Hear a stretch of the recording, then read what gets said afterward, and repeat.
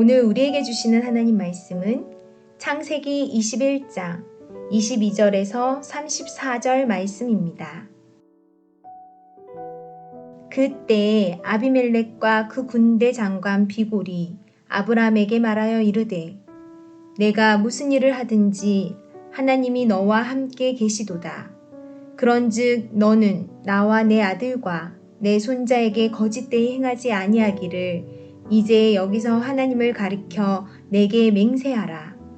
내가 내게 후대한 대로 너도 나와 내가 머무는 이 땅에서 행하여 보이라.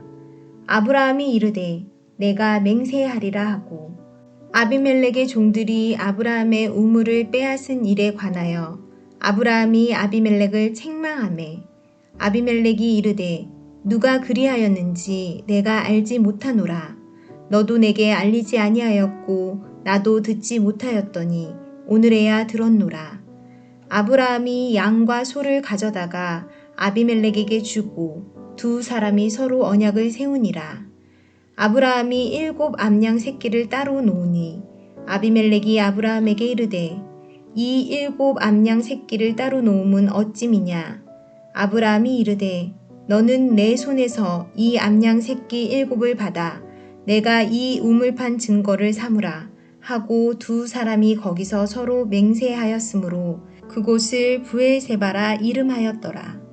그들이 브엘세바에서 언약을 세우매 아비멜렉과 그 군대 장관 비골은 떠나 블레셋 사람의 땅으로 돌아갔고 아브라함은 브엘세바에 에셀나무를 심고 거기서 영원하신 여호와의 이름을 불렀으며 그가 블레셋 사람의 땅에서 여러 날을 지냈더라.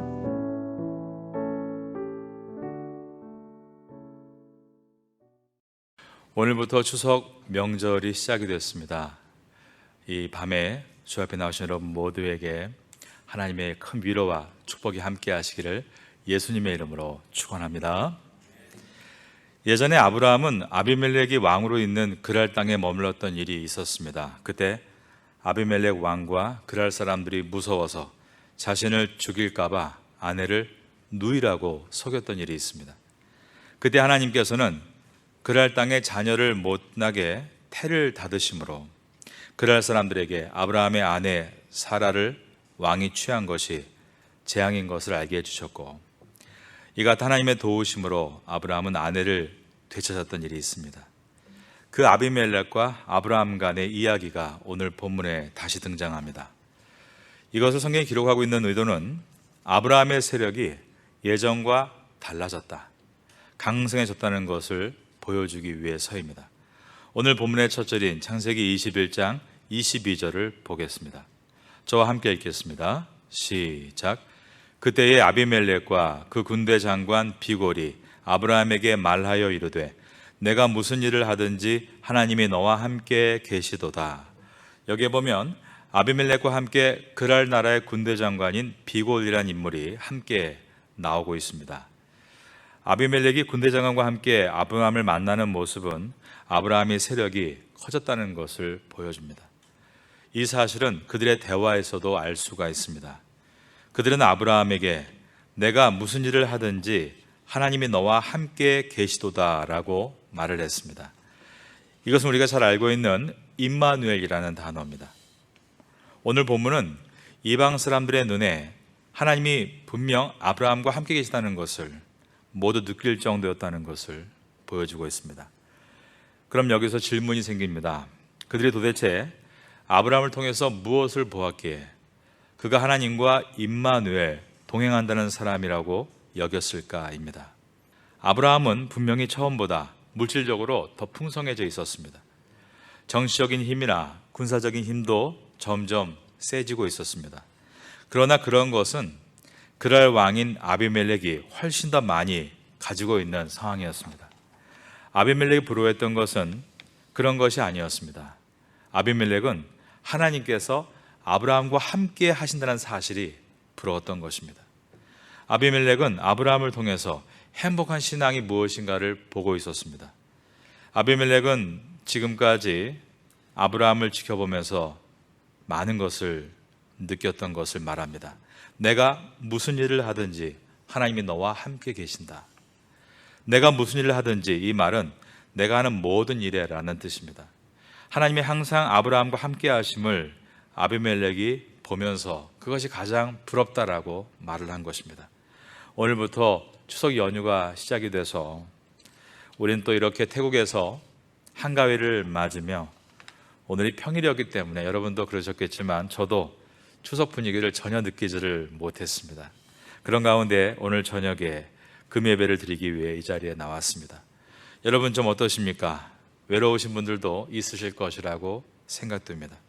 인간적인 마음은 어쩔 수가 없는 것입니다. 그러나 오늘 우리가 예배를 드리는 이 예배를 우리 하나님께서 받으신다는 것을 기억하시고, 하나님이 예배자에게 함께 하신다는 것을 생각하시면서, 아브라함을 향해서 사람들이 그가 무슨 일을 하든지 그가 하는 모든 일에 하나님께서 함께 하셨다라고 말을 들었던 것처럼, 하나님께서 여러분과 함께 하심으로 다른 곳에서가 아닌 하늘로부터 최고의 위로와 평강을 선물로 받게 되시기를 예수님의 이름으로 축원합니다.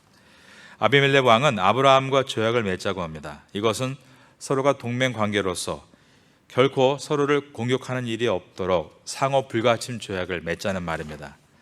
그 방법은 양과 소를 가지고 와서 예식을 치르는 것이었습니다. 아래에 있는 21장 27절을 보시면 아브라함이 양과 소를 가져다가 아비멜렉에게 주고 두 사람이 서로 언약을 세우니라 라고 되어 있습니다. 그 당시에 고대 근동의 문화에서 언약을 세우는 것이란 짐승을 쪼갭니다. 그리고 언약의 당사자인 아브라함과 아비멜렉이 함께 지나가며 언약을 체결하는 것입니다. 아브라함은 수십 년 전에 하나님과 이 언약을 체결했던 일이 있었습니다. 바로 창세기 15장이었습니다.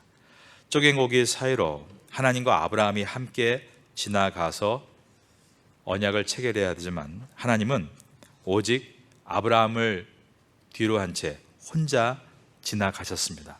그 이유는 아브라함이 만약에 이 약속을 다 지키지 못한다 할지라도 하나님께서는 반드시 약속을 다 지키셔서 아직은 믿음이 부족한 이 아브라함을 믿음의 아버지, 열국의 아버지인 아브라함이 되도록 만드시겠다는 당신의 의지였습니다.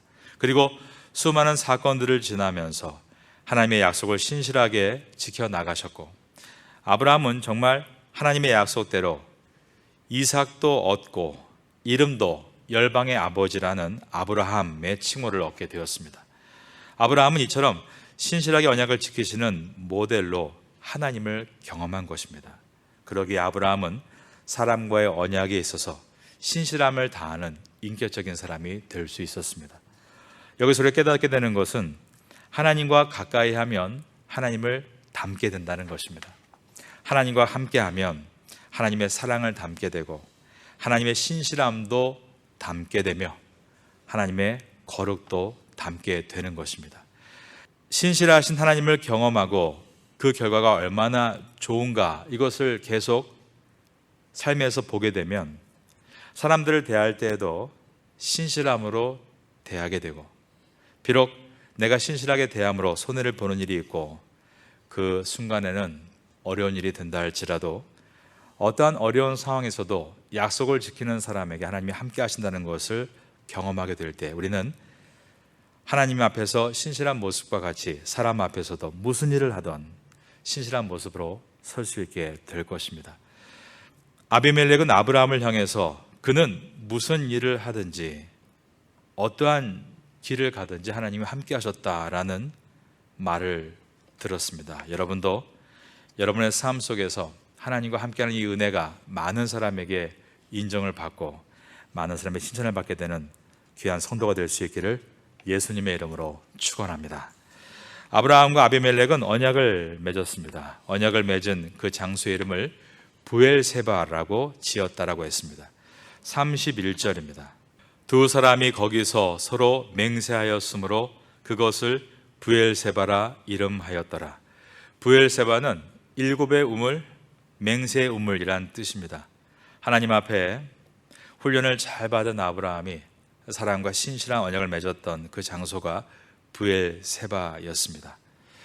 여러분도 하나님 앞에서 올 한 해 훈련을 잘 받으셔서 신실한 사람이 되셔서 사람들이 여러분을 보면서 아비멜렉이 아브라함을 보며 느꼈던 그 감정을 느낄 수 있는 그러한 귀한 성도가 될 수 있기를 마지막으로 예수님의 이름으로 축원합니다.